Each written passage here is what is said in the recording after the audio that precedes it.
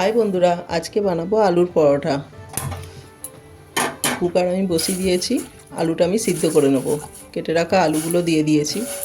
কুকারটা আমি বন্ধ করে দুটো সিটি মেরে নেব। আলুটা সিদ্ধ হয়ে গেলে একটা জায়গায় তুলে আমি ওটাকে ঠান্ডা করতে দেব। আমি ময়দাটা আবার মেখে নেব।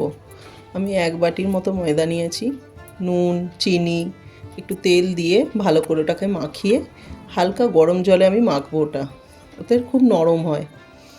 একটা ডো বানিয়ে নিয়েছি, তারপরে ওটাকে ঢাকা দিয়ে আমি সাইডে রেখে দেবো।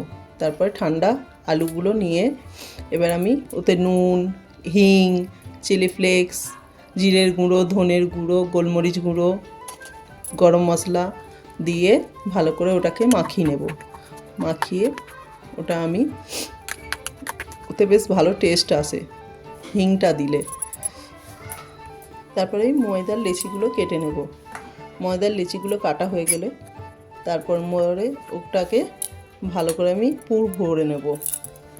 পুর ভরা হয়ে গেলে ওরকম করে আমি প্রত্যেকটাই তৈরি করে নেব পুর ভরে। তারপর আমি ময়দার গুঁড়ো দিয়ে দেব। ময়দার গুঁড়ো দিলে কি হবে, আলুটা বেরিয়ে আসবে না, ভালো সেট থাকবে। ওতে এবার মোটা করেও বেলুন কিংবা পাতলা করে বেললেও কিছু হবে না, ওটা বেরোবে না, আর খুব দারুণ নরমও হবে। শীতের সকালে এরকম করে বানিয়ে ফেলুন, বাচ্চাদের টিফিনেও দিন, খুব ভালো খেতেও লাগে আর খুব তাড়াতাড়ি হয়ে যায়। চাটু বসিয়ে দিয়েছি, তার মধ্যে চালটা গরম হয়ে গেলে আমি পরোটা দিয়ে এপিট ওপিট করে সেঁকে নেব। তারপর আমি তেল দেব, হালকা সাদা তেল দিয়েছি, দিয়ে ওটাকে এপিট ওপিট করে ভালো করে ভেজে নেব।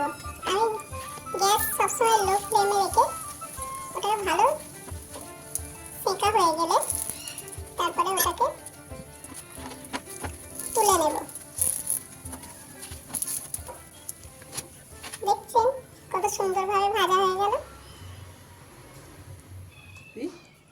আমি ওর মধ্যে সকালে টিফিনে খাওয়ার জন্য সস আর দই দিয়ে ওটাকে সার্ভ করব।